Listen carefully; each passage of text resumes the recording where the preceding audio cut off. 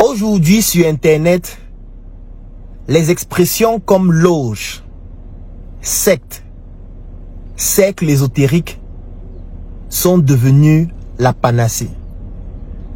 Tout le monde a peur de se voir étiqueté de sectaire, de personnes qui a rejoint une loge, ou encore de personnes étant dans un cercle ésotérique et toutes les expressions qui tournent autour. Tellement ça fait peur au point où certaines personnes perdent leur maison. Certaines personnes n'arrivent plus à fréquenter leurs amis. Certaines personnes n'arrivent plus à discuter entre elles. Parce que l'une de ces personnes est étiquetée comme appartenant à une secte, à une loge, à un cercle ésotérique. Comme étant dans le moukouagne, dans le con, dans de la sorcellerie. Aujourd'hui, dans cette vidéo, je décide de mener une analyse philosophique en ce qui concerne ce phénomène qui devient de plus en plus grand et dangereux sur Internet. Et on va donc analyser ensemble dans cette vidéo de quelques minutes pour savoir un peu de quoi il s'agit. Je vais essayer au maximum de ne pas compliquer l'explication pour que n'importe qui puisse comprendre de la manière la plus simple possible. Chaque fois que vous voulez analyser une situation, sachez qu'il y a 3 éléments à prendre en considération, ou plutôt 3 formes de pensée. La pensée critique, la pensée complexe et la pensée globale. Pour l'expliquer simplement, je vais prendre quelques exemples. On va commencer avec la pensée critique. Qu'est-ce que j'entends par pensée critique?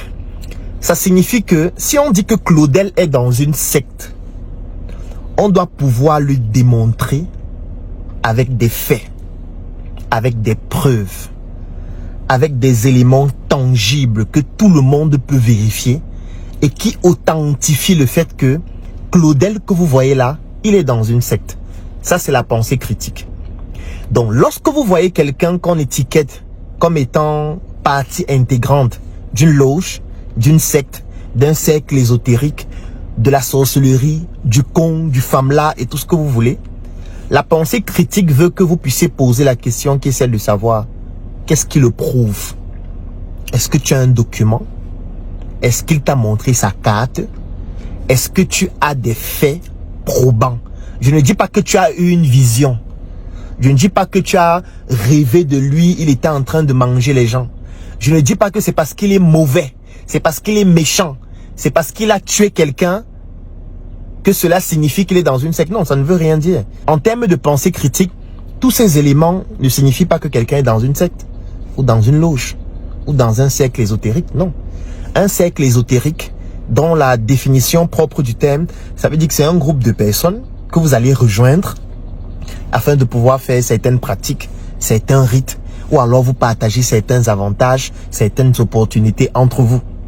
Donc, il y a forcément quelque chose qui matérialise le fait que tu sois partie intégrante d'une secte. Sinon, comment est-ce qu'on ferait pour reconnaître les membres?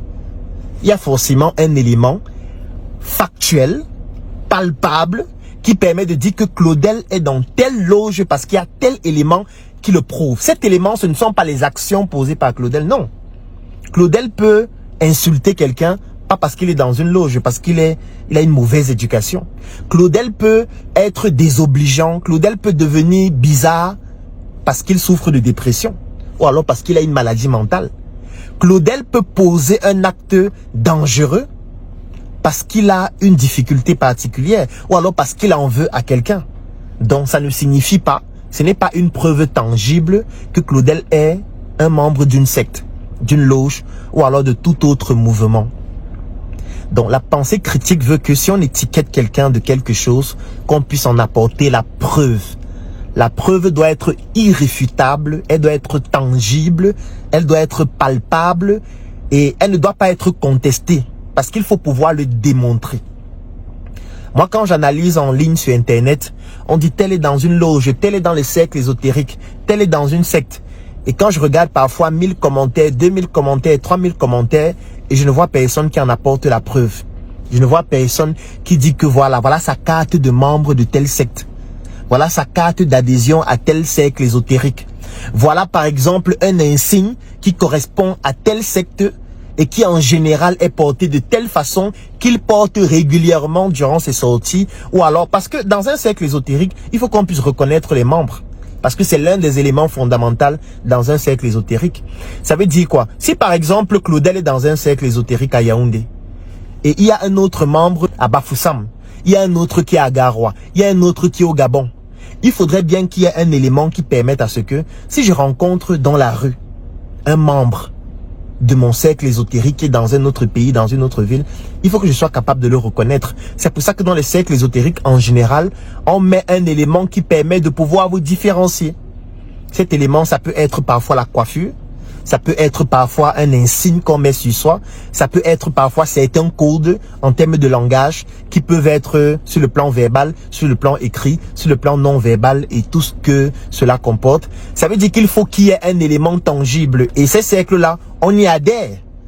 Et quand on adhère, ça se matérialise par quelque chose. Ça peut être un document, ça peut être une carte, ça peut être n'importe quoi. Donc, si on veut dire que quelqu'un est dans un cercle ésotérique, dans une loge ou alors dans tout ce que vous voulez, il faudrait qu'en termes de pensée critique, on puisse en apporter la preuve. La preuve peut être de plusieurs natures, comme j'ai donné plusieurs exemples. Mais tant qu'on n'a pas la preuve, ça veut dire qu'au niveau de la pensée critique, on ne peut pas soutenir cet argument. Donc si quelqu'un dit en dessous de cette vidéo, Claudel dit donc laisse ça, tu es dans une secte. Vous devez lui parler et lui dire, ok, en termes de pensée critique, est-ce que tu peux en apporter la preuve? En termes de pensée critique, est-ce que tu peux le démontrer? Si tu ne peux pas le démontrer, ça veut dire que tu ne peux pas l'affirmer puisque tu n'as aucun élément qui te permet de soutenir ton affirmation. Ça, c'est la pensée critique. Maintenant, la pensée complexe. La pensée complexe veut que les éléments dans un ensemble ne sont pas isolés. Ça veut dire que quand vous voyez un élément, il n'est pas seul, il est relié à plusieurs autres. Si vous voyez les gens dire tel est dans une secte, tel est dans un cercle ésotérique, tel est dans une loge, tel est dans la sorcellerie, c'est qu'en fait, il y a beaucoup d'éléments qu'on analyse et qui permettent d'avoir cette appréhension, d'avoir cette perception, d'avoir ce jugement. Et la pensée complexe veut maintenant qu'on puisse analyser cela. Quelles sont les caractéristiques des personnes qu'on qualifie comme étant partie intégrante d'une loge, d'une secte, d'un cercle ésotérique, de la sorcellerie et de tout ce que vous voulez? La plupart des fois, ces personnes ont quelque chose en commun. Cette chose en commun, ça peut être la popularité. Cette chose en commun, ça peut être la richesse. Cette chose en commun, ça peut être des biens matériels, financiers. Mais de toutes les manières, ça tourne pratiquement toujours autour de la richesse. Moi, je ne connais aucun pauvre qui dort dans la rue, qui a été étiqueté comme étant quelqu'un étant membre d'une loge, d'une secte, d'une sorcellerie. C'est vrai que vous allez me dire, oui, parfois au village, il y a les mamans qui mangent les enfants des gens qui sont aussi dans les sectes, qui sont dans les loges, qui mangent les enfants, ainsi de suite. Donc, la pensée complexe voudrait qu'on puisse identifier les paramètres qui permettent de pouvoir qualifier ou alors donner le jugement selon lequel telle personne fait partie d'une loge, d'une secte, d'un cercle ésotérique. Là, je viens de donner quelques éléments. Il y en a plusieurs autres. Ça veut dire que toutes les personnes qu'on étiquette de cette façon ont en général quelque chose en commun qui en général tourne autour de la richesse. Maintenant, la question qu'il faut se poser toujours dans la pensée complexe est pourquoi est-ce que les personnes qui sont riches sont étiquetées comme étant des parties intégrantes de loges, de sectes, de cercles ésotériques, de la sorcellerie? C'est parce que nous sommes dans un environnement qui est pauvre. C'est parce que nous sommes dans un environnement où 90% de la population lit l'heure au point d'être devenu l'heure. C'est parce que nous sommes dans un environnement où la misère est tellement importante au point où les gens se demandent comment ils vont vivre. C'est parce que nous sommes dans un environnement où les gens meurent pour du n'importe quoi. Nous sommes dans un environnement où les gens n'arrivent pas à manger, les gens n'arrivent pas à boire, les gens n'arrivent pas à se loger. La misère est tellement importante et touche la plus grande proportion de la population que forcément, la minorité de personnes qui réussit à se développer sur le plan économique, qui réussit à avoir des biens financiers, ou alors qui réussit à réaliser un certain nombre de choses, forcément, on doit se dire que ces gens ont quelque chose que nous, les pauvres, nous, on n'a pas. Parce que nous, on travaille dur au quotidien. Nous sommes au marché tous les jours, nous essayons de nous battre. Nous essayons de faire un ensemble d'activités pour pouvoir nous en sortir mais nous ne réussissons pas. Comment est-ce que eux ils font pour avoir des grosses voitures? Comment eux ils font pour pouvoir construire alors que tout devient cher? Les matériaux de construction ont doublé, triplé. Comment est-ce que eux ils réussissent à manger, à voyager, à être dans les avions en première classe? Ils font tout ce qu'ils font là. Ça veut dire que forcément, il y a quelque chose que eux ils font que nous on ne fait pas. Parce que nous sommes des gens bien, nous sommes honnêtes, nous sommes travailleurs. Donc eux là, si nous on travaille autant et on n'a pas ce qu'ils ont, ça veut dire qu'il y a quelque chose qu'ils font que nous on ne fait pas, qui leur permet d'avoir ce qu'ils ont et nous on n'a pas. Et cette chose donc c'est quoi? C'est la sorcellerie, c'est une secte, c'est une loge, c'est la prostitution. Donc pour vous dire qu'en fait tous les éléments de la société sont liés et permettent de pouvoir étiqueter quelqu'un en fonction de la manière dont il se comporte, en fonction des biens dont il dispose, en fonction des ressources qu'il a et qu'il projette ou pas. Ce n'est pas pour rien, et on entre toujours dans la pensée complexe, que nos grands-pères, nos ancêtres, qui étaient très riches, étaient aussi très discrets. Pourquoi? Parce qu'ils avaient compris ça. Au niveau de la pensée complexe, lorsque tu es riche, tu deviens directement une minorité. Parce que la plupart des gens qui sont dans ton environnement sont pauvres. Dans ta famille, si tu es riche, tu seras forcément la personne que tout le monde connaît. Parce que presque tout le monde est pauvre. Dans ton quartier, si tu es le seul riche, tu es en insécurité. Parce que pratiquement tout le monde est pauvre. C'est pour ça que les riches, parfois, essayent d'aller habiter dans des quartiers où il y a d'autres riches pour ne pas se retrouver en minorité. Si tu es très riche dans ta ville, tu seras étiqueté comme quelqu'un qui est trop riche parce que la plupart des autres sont pauvres. C'est pour ça que la plupart des fois, les riches essayent d'aller dans des villes où il y a d'autres riches comme eux qui ne vont pas les étiqueter parce que tous seront un peu comme similaires. C'est la même chose. Ça veut dire que du moment où tu te démarques d'une certaine façon, et ça n'a pas seulement trait avec la richesse, ça a trait même aussi avec les connaissances. Si tu es dans un environnement où il n'y a que des idiots et tu es quelqu'un qui est très intelligent, directement tu seras considéré comme quelqu'un d'anormal. Parce que le cerveau humain a un biais cognitif qui fait en sorte que lorsqu'on est dans un environnement où on est différent de tous les autres, on sera forcément étiqueté de quelqu'un de bizarre. Si tu es avec tes copines, tous les soirs, elles sortent danser, boire, elles sont toujours avec 1, 2, 3, 4, 5 garçons, et que toi, tu es toujours en train de lire un livre, tu es toujours en train de te documenter, tu es toujours en train d'avoir des débats philosophiques, comme cette vidéo, il y a beaucoup de personnes qui vont commencer à dire à ce moment-ci, Claudel, dis donc, tu réfléchis trop, tu veux toujours montrer que tu réfléchis, voilà. Je ne suis pas responsable du fait que tu sois un idiot. Tu vois, ce n'est pas moi qui suis responsable de ça. Mais tu vas voir en commentaire qu'il y a des gens qui vont commencer à dire, dis donc Claudel, laisse ça. Tu veux montrer que tu as fait l'école pour qui? Dis donc, fiche le camp. Tu veux toujours montrer que tu es intelligent. Tu vois, parce que quand on est dans une société et que dans cette société, tu te démarques d'une certaine façon, les autres vont t'étiqueter. Et ce qui se passait donc avec la richesse, c'est que nos ancêtres avaient compris que quand tu es riche, et que tu le montres de manière ostentatoire, étant donné que tu fais partie d'une minorité, tous les autres vont être frustrés. Et quand ils vont être frustrés, ils vont essayer de vouloir expliquer l'origine de ta richesse. Et quand ils ne trouveront aucune explication logique, la conclusion sera que forcément, il y a quelque chose que tu fais. Il y a des pratiques que tu fais. Il y a des rites que tu fais. Il y a des personnes avec qui vous vous rassemblez, vous buvez votre sang. Et c'est pour ça que c'est seulement vous qui êtes riches. Comme eux, ils travaillent dur, ils sont au champ, ils ne font pas les mêmes choses que vous. C'est pour ça qu'ils n'ont pas les mêmes opportunités. Ça, c'est la pensée complexe. C'est pour ça que nos ancêtres, nos grands-pères, eux, ils étaient très discrets. Parce qu'ils ne voulaient pas cela. C'est vrai qu'il y a d'autres explications, comme par exemple sur le plan fiscal. Il y a par exemple des explications sur le plan même politique. Parce que quand tu es très riche, on se dit, ok, l'argent que tu as là, un jour tu peux te lever, tu commences à financer des gens pour devenir toi-même président, maire ou alors je ne sais pas trop quoi. Donc les gens pratiquaient cette discrétion-là pour éviter de tomber dans ce type de travers. Sauf qu'aujourd'hui, il y a Internet. Sauf qu'aujourd'hui, il y a des réseaux sociaux. Et sur les réseaux sociaux, il y a des personnes qui se présentent comme riches, même si réellement elles ne le sont pas, et qui vivent dans ce même type de drame, c'est-à-dire qu'ils vont être étiquetés, parce qu'on ne comprend pas comment. Nous, on est là au champ, on travaille chaque jour. Toi, tu es dans les jets privés, nous, on n'a jamais pris l'avion. Ça veut dire que forcément, il y a quelque chose que tu fais que nous, on ne fait pas. Donc, tu es dans une loge, tu es dans une secte, tu es prostitué, ou alors tout ce qui va dans ce sens-là. Puisque ils n'arrivent pas à trouver une explication logique qui permet de pouvoir vous épargner de cette étiquette-là. Surtout que même parfois, vous-même, vous ne les aidez pas à ne pas vous donner cette étiquette. Parce que ce qui est important en ce qui concerne la richesse, c'est le processus. Ce n'est pas le résultat. C'est pour ça que moi, par exemple, j'évite au maximum de montrer les avant et après aux gens. J'aime montrer aux gens comment on fait. J'aime montrer le processus. C'est pour ça que chaque fois qu'on a des chantiers, on fait toujours des reportages. Parce que je ne veux pas venir montrer la photo avant le bureau et la photo après. La photo au début du chantier et la photo après. Non, il faut qu'on montre la photo avant. Il faut qu'on montre comment les maçons travaillent, les menuisiers travaillent. C'est pour ça que tous nos chantiers, nous faisons toujours des reportages et des documentaires. Là, par exemple, je vous présente quelques reportages et quelques documentaires des chantiers que nous avons eu à faire, que ce soit pour le NSC, le Nubisi Resource Center, ça, la nouvelle route Bastos, que ce soit SM, à Place à Yaoundé. Tous les chantiers que nous faisons des documentaires, des reportages pour montrer le processus. Sur ma page, chaque jour, je vais vous parler d'un business. Je vais vous parler d'un échec. Je vais vous parler de l'argent qu'on a perdu. Je vais vous parler d'un business dans lequel on a investi. Ça nous a amené en cellule, en prison. Moi, en 2022, j'ai fait la cellule plus de 7 fois. Ça, c'est le processus. Pour vous montrer que ce n'est pas facile. Quand je dis qu'on ne pleure pas, c'est une manière de te dire que mon frère, ce sera violent.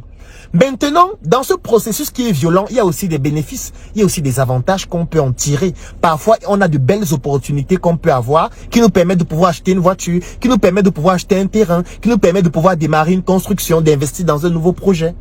C'est ce processus qui est important.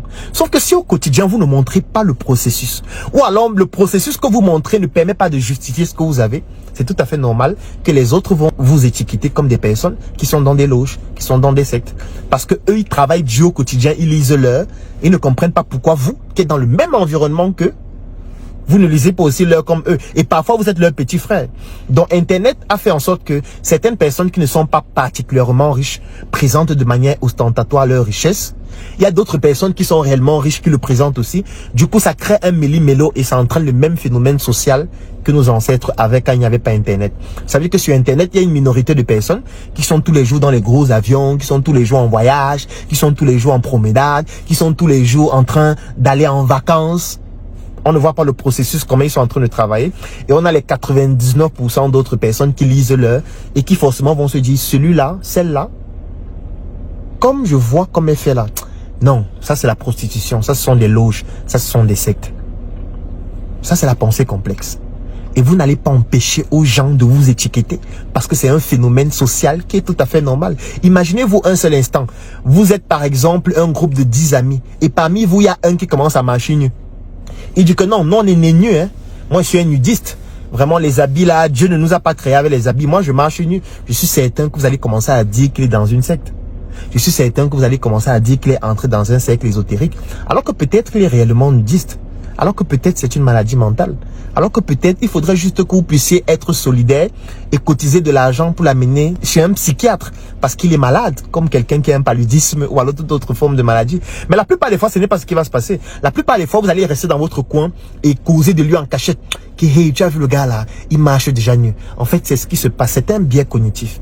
À chaque fois que dans un ensemble de personnes, vous vous démarquez, qu'importe le type de démarcation, que ce soit financière, que ce soit intellectuel, que ce soit économique, n'importe quoi, vous allez être étiqueté de quelque chose parce que la masse va vouloir justifier le fait que vous vous démarquiez forcément par quelque chose que la masse ne fait pas. Et de toutes les manières, ce sera toujours une étiquette négative parce que la masse est inconsciente. La masse est idiote et la plupart des fois, la masse se dit qu'elle ne peut pas être conne, que c'est forcément vous qui avez un problème. Donc, il est très important de comprendre ces éléments-là. Et encore dans la pensée complexe, je vais continuer en disant quelque chose de très important. Est-ce qu'il est possible de devenir riche sans rejoindre un groupe de personnes avec qui on travaille? La réponse objective, c'est non. Parce que là, maintenant, je reste dans la pensée complexe. Est-ce que c'est possible de s'enrichir sans être dans un groupe de personnes avec qui on se partage des opportunités et avec qui on progresse ensemble pour pouvoir réaliser des projets très grands qui vont nous permettre de gagner nous individuellement des sommes importantes? La réponse c'est non. Il est impossible de s'enrichir seul. Tu ne peux pas t'enrichir seul. Comment tu vas faire pour t'enrichir seul? Prenons un exemple. Les gens aiment souvent dire, moi je suis un self-made man, je suis une self-made woman. Ce sont des bêtises et des balivernes. Personne ne s'enrichit seul. Personne. Parce que supposons même que tu as 50 000 de capital. Tu achètes les arachides et tu achètes un plateau. Tu commences à vendre. Ok. Au début, tu es en train de vendre seul, non? Mais pour avoir de l'argent, qu'est-ce qu'il faut? Il faut que les clients achètent. Ça veut dire que tu n'es plus seul. Puisque du moment où les clients commencent à acheter ton produit, ça veut dire que tu as besoin des clients pour gagner plus d'argent. Donc, tu n'es plus seul. Parce que si les clients n'achètent pas, comment tu vas faire pour t'enrichir? Ok, laissons les clients. Tu vends les arachides, on a acheté tout ton stock. Il faut que tu t'approvisionnes, n'est-ce pas? Pour t'approvisionner, il faut que tu ailles chez un fournisseur, puisque tu n'as pas un champ d'arachides. Tu vas chez ton fournisseur, tu dis que je veux 5 sacs d'arachides. S'il n'y a pas de fournisseur, ton business s'arrête. Donc tu as besoin du fournisseur. Donc tu as besoin du client, tu as besoin du fournisseur. Sauf que parfois, il va arriver des situations où quelqu'un te contacte, il dit qu'il veut 50 sacs d'arachides. Mais tu n'as pas assez d'argent pour acheter tous les 50 sacs d'arachides là. Du coup, tu vas voir ton fournisseur, tu dis que mon frère, s'il te plaît, fais-moi une faveur. Est-ce que tu peux me donner 50 sacs d'arachides? Je te donne d'abord l'argent de 15 sacs. Je m'en vais livrer chez le client. Dès qu'il me paye, je viens te payer. Parfois, tu vas te retrouver dans ce type de situation avec ton fournisseur. Tu vas vouloir qu'il te donne à crédit. Tu vas vouloir qu'il te fasse des faveurs. Tu vas vouloir qu'il te permette d'avoir des flexibilités de paiement, que tu payes par exemple en tranches pour que ton business se développe. Et tu penses que pour que ton fournisseur te permette de faire ça, il faut bien qu'il y ait une relation entre vous. Tu dois créer une relation avec ton fournisseur pour qu'il te permette de faire ça. Tu dois créer une relation avec tes clients. C'est pour ça que tu dois avoir une base de données clients. À un moment donné, tu auras besoin toujours de plus d'argent qu'il faudra que tu aies des investisseurs. Donc, tu vas devoir présenter ton projet à des gens et leur dire, est-ce que vous ne pouvez pas me rejoindre dans ce projet pour qu'on le fasse ensemble? Vous mettez aussi de l'argent. On fait ça plus grand. On commande des tonnes d'arachides et on se partage l'argent et on devient plus riche, nous tous. Donc, tu auras besoin des investisseurs aussi.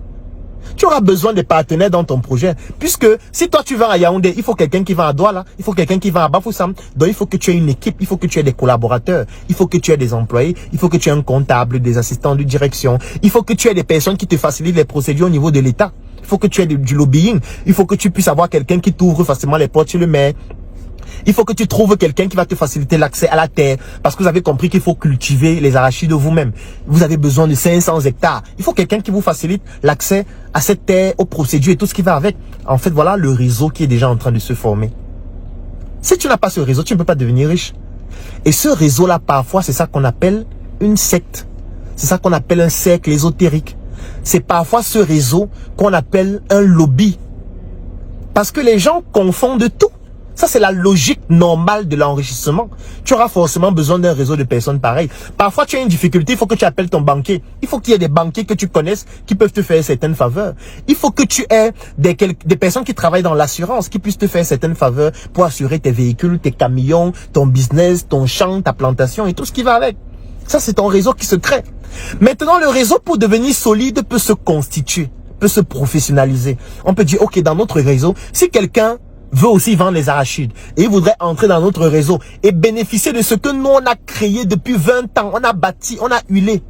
Il faut bien qu'il y ait des conditions qui lui permettent d'entrer. C'est donc comme ça que les sectes se développent. Parce qu'il y a des réseaux où l'accès est juste financier. On va te dire, ok, pour entrer dans notre réseau, tu payes peut-être des droits d'entrée de 5 millions. Et quand tu payes ces droits d'entrée, maintenant tu entres dans notre réseau, tu as l'accès à la base de données de nos clients, tu as l'accès à la base de données de nos fournisseurs, de nos investisseurs. Tu payes pour avoir accès à ça. Sauf qu'il y a certaines personnes qui ont donc travesti cette forme de réseau-là et qui ont fait en sorte que pour que tu y accèdes, il faut qu'on te sodomise. Pour que tu y accèdes, il faut qu'on couche ensemble. Tu y accèdes, il faut qu'on fasse tel type de pratique. C'est ça qui a perverti en fait le processus. Mais en lui-même, le processus, il est normal. Personne ne peut s'enrichir seul.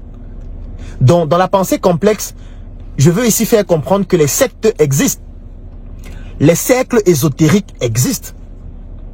Ce type de loge-là, ça existe réellement. Ça veut dire que je ne suis pas en train de dire que ça n'existe pas, non. Sauf qu'il y a certaines qui sont pernicieuses, où les pratiques sont dangereuses et que je ne recommande à personne. Parce que moi, parfois, je vois des personnes, on dit, ok, tel s'est fait sodomiser. Tu le regardes, il est idiot. Tu le regardes, tu discutes avec lui, vous ne pouvez pas avoir une conversation parce qu'il est con. Tu regardes ses biens, ressources financières, il n'a rien. Ou ce qu'il a est méprisable, ressources intellectuelles, ressources, les biens même immobiliers et tout, il n'a rien. Attends, tu te fais sodomiser pour rien? Moi, je comprends pas en fait. Ça veut dire que si tu dois intégrer ce type de cercle-là, il faut payer le prix qui correspond à cela. Ne paye pas un prix aussi élevé pour des choses aussi connes. Parce que la plupart des fois, tu vois quelqu'un qui a payé un certain prix, tu dis, mais attends, c'est comme si on t'a vendu un pain à 10 millions. Mais tu peux pas acheter le pain à 5 millions. Juste pour du pain, tu payes aussi cher. Non, ça sert à rien. Nous, par exemple, on a créé la Startup Academy. C'est un réseau d'entrepreneurs. Tu payes 40 000 francs si tu es un étudiant, ou tu payes 100 000 francs si tu es un travailleur. Dès que tu payes ça, on te met dans le groupe. Dès que tu es dans le groupe, tu vas voir les gens qui sont membres, qui sont aux États-Unis, qui sont en France. Tu vas voir les investisseurs. Tu vas voir des personnes avec qui tu peux travailler. Tu vas voir des personnes qui pourraient même intégrer ton projet. Tu deals avec eux. Vous faites vos business ensemble. C'est comme ça que tu intègres notre réseau. On a un autre réseau qui s'appelle Unibren. Tu payes 130 000 francs pour une année. Quand tu intègres, c'est un réseau, tu vas voir des investisseurs, des gens qui peuvent investir dans ton projet, des gens qui peuvent t'aider à développer ton projet. On fait des formations régulièrement. On fait des rencontres où chacun essaye de présenter ses opportunités à l'autre. Je prends un exemple. Nous, on a fait un chantier du NSC. On a confié le chantier à un de nos membres qui s'appelle Jacquino Maï, qui a une entreprise qui s'appelle Ferromac. C'est le même qui a gagné le chantier pour SM, à Plis. Si on veut un électricien, on va regarder dans notre base de données. Si on veut un maçon, on va regarder dans notre base de données. C'est comme ça que notre réseau fonctionne. Pour y accéder, tu payes 120 000, c'est tout. Si à l'intérieur, il y a quelque chose qui ne te plaît pas, tu peux sortir à tout moment. Il n'y a pas de conditions particulières qui te forcent à rester. Maintenant, si tu vas dans un réseau où on te dit non, il faut qu'on se revoie au cimetière, il faut que tu viennes à 23h, non. On n'a même pas besoin de se connaître physiquement. On n'a même pas besoin de se rencontrer. Moi, il y a des gens de mon réseau que je ne connais même pas où ils habitent. On ne s'est même jamais vu physiquement. On fait le business, mon frère. Dès que le business s'arrête, chacun continue sa vie. Mais ça, ce sont des réseaux d'affaires.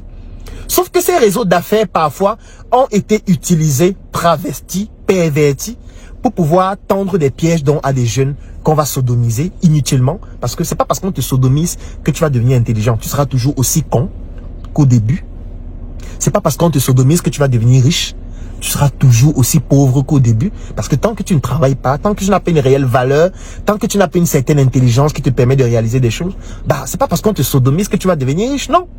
On va te sodomiser chaque jour pour le plaisir, on va te filmer, les gens vont être entre eux pour se moquer de toi et avoir des éléments qui te permettent de la boucler. Pourquoi tu payes un prix aussi cher?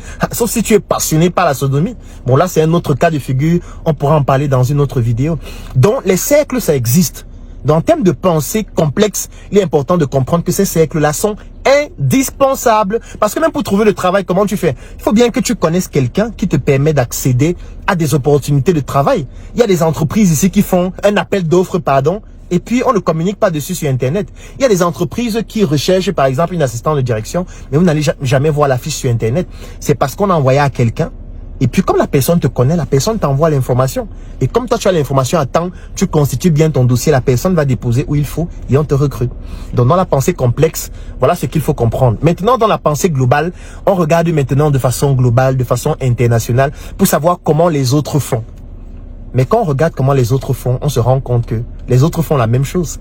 Regardez les Libanais au Cameroun. Vous ne voyez pas qu'ils fonctionnent comme une secte. Vous ne voyez pas qu'ils sont uniquement entre eux. Ils mangent dans leur restaurant. Ils ont leurs entreprises où ils se partagent les opportunités entre eux. Regardez les Français au Cameroun. Ils ne se comportent pas comme une secte. Ils sont entre eux. Ils mangent dans leurs restaurants. Ils vont dans leurs hôpitaux. Ils ont leur ambassade qui leur donne les bases de données des hôpitaux où ils doivent aller, des snacks où ils doivent aller, des endroits interdits parce que c'est dangereux pour leur sécurité. Regardez les Chinois dans notre pays. Vous ne voyez pas qu'ils fonctionnent comme une secte. Ils ont leur forme de restaurant. Ils ont leur quartier où ils habitent. Tous les autres fonctionnent exactement de la même façon. Soyez juste, observez juste. Les Américains dans notre pays font comment? Les étrangers dans notre pays se comportent exactement comme une secte. Quand vous partez à l'étranger, que ce soit en France, aux États-Unis ou partout ailleurs, la société est divisée en communautés. C'est des formes de sectes. Les Arabes sont entre eux. Les Pakistanais sont entre eux. Les Turcs sont entre eux. Les Chinois sont entre eux. Les Indiens sont entre eux. Ce sont des formes de sectes. Comme pour dire qu'en termes de pensée globale, même à l'international, c'est ce qui est fait. Et c'est ce qu'ils répliquent chez nous. Donc chaque fois que vous voulez analyser un phénomène, sachez qu'il y a la pensée critique, la pensée complexe et la pensée globale. Donc il ne faudrait pas qu'on laisse la bêtise et l'idiotie envahir nos réseaux sociaux. Il ne faudrait pas qu'on ait des personnes qui à longueur de journée racontent des bêtises. Et nous on est là, on débat, on raconte du n'importe quoi. On voit des commentaires où des gens racontent des bêtises. Et nos petits frères sont en train de regarder ça.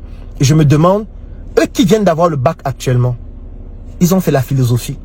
Ils sortent là, ils viennent d'avoir leur bac. Certains avaient mention. Ils se connectent sur Internet. Ils voient leurs aînés raconter des bêtises au quotidien. Ils voient leurs aînés raconter du n'importe quoi. Leurs aînés, ils ont même l'impression que leurs aînés ne réfléchissent pas. Ensuite, ça les pousse même à penser que leurs aînés sont des cons, sont des idiots. Leurs aînés qui ont payé leurs études, leurs parents qui ont payé leurs études sont sur Internet en train de montrer à quel point Ils sont ivres de bêtises jusqu'à l'euphorie. C'est pour ça que je dis toujours, nos jeunes qui viennent d'avoir le bac là, quels sont leurs modèles en ligne sur Internet? Est-ce que vous pouvez citer en commentaire leurs modèles? Au moins, quand ils vont suivre cette vidéo, ils vont regarder les commentaires, ils pourront voir les personnes qu'ils peuvent suivre pour pouvoir s'orienter. Ils viennent d'avoir le bac. Qui les oriente sur Internet? Il y a quelle page où on leur montre, voici ce qu'il faut faire, voilà les filières qui sont intéressantes. Toi qui as fait la C, voilà ce que tu peux faire. Voilà, il y a eu le conseil d'orientation, mais ils ont besoin des modèles qui ont déjà atteint un niveau très élevé dans les disciplines pour pouvoir les inspirer. Aujourd'hui, ces modèles, c'est qui? C'est des gens qui parlent de loge, secte et tout ça à longueur de journée, qui ne comprennent même pas la pensée philosophique, critique, complexe et globale, qui racontent des bêtises. Moi, j'ai décidé d'être celui-là qui vient en ligne, bouffer des tontines, mais au moins pour que la minorité de jeunes qui ont envie de se développer et de se baser de la science pour pouvoir progresser, de pouvoir comprendre qu'il y a leurs grands frères qui ont décidé de créer une voie, qui ont décidé de se sacrifier, qui ont décidé d'accepter les insultes, les tontines au quotidien pour leur montrer qu'il n'y a pas que des idiots. Donc moi, je félicite toutes les personnes qui font un travail exceptionnel en ligne pour pouvoir orienter nos jeunes, pour pouvoir leur montrer que dans notre société, il y a des personnes très intelligentes. Il y a vous, très intelligents, qui aviez décidé de rester discret parce que vous estimez que vous ne voulez pas vous faire voir. J'espère que votre enfant, à qui vous souhaitez confier votre fortune, n'aura pas pour modèle ces idiots qui sont en ligne. Sinon, ils vont vous vendre vous-même pour pouvoir prendre vos biens et vivre cette vie-là. Si vous ne voulez pas être les modèles pour vos enfants, accompagnez ceux qui pour vous peuvent être des modèles pour eux, pour que ces personnes-là puissent progresser et que vos enfants puissent avoir des personnes en qui s'identifier pour pouvoir réaliser des choses exceptionnelles et permettre à notre pays, l'Afrique, en commençant par le Cameroun, notre quartier, de pouvoir se développer. À demain pour une nouvelle chronique. Un travail pro commence par un pro en SM. Change toute ta garde-robe, remplace tout par SM, de la tête aux pieds. Désormais tu t'habilles en SM. Un avenir propre commence par un style en SM. Par un style en SM.